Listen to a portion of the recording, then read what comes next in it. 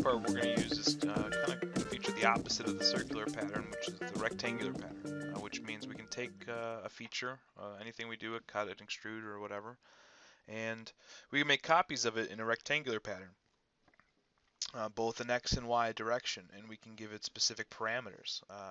And so that's what we're going to do in this part here. So the instructions want you to start with a rectangle that is 6 by 4 and extruded at a distance of 0.5.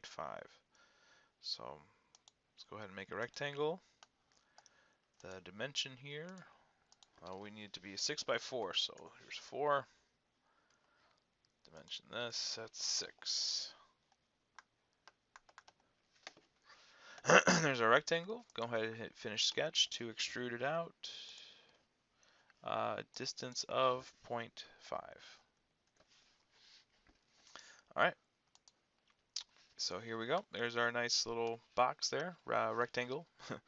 And go ahead and start a new sketch to place that one extrusion that we're going to make here. So we'll start a new sketch. It needs to be a circle.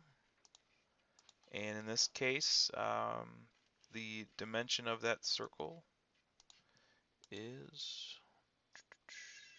0.3. And it is located a distance of 0.5 from each side. So 0.5 from here, and also 0.5 from the base.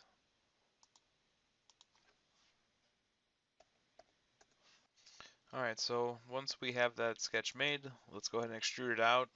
It looks like in the instructions it doesn't tell you how far it needs to go, but let's go ahead and just do a 0.5 as well. So 0.5, go ahead and hit check mark. There we go. Now we've got the two parts there. Okay. Now once you have that single part extruded out, okay, so once we're ready to go, start with the rectangular pattern. The feature I need to select here is that part we just worked with. So I'll select the feature. Now I need to start selecting directions. So I'll go ahead and click on this cursor for it for direction 1. Looking for a line here that's going to give me the ability to say, hey, I need to go this direction, horizontal to that. All right, and so selected that line. It's going to go this direction. If I needed to change the direction, I could by flipping it here. So here we need, in this direction, I think we need 6 of them. And the direction 2, so I'm going to hit that arrow. And in this case, I want to get like a vertical line, so I'm going up. And this one, we need 4 of them. So there you go. That's how you can make the rectangular pattern.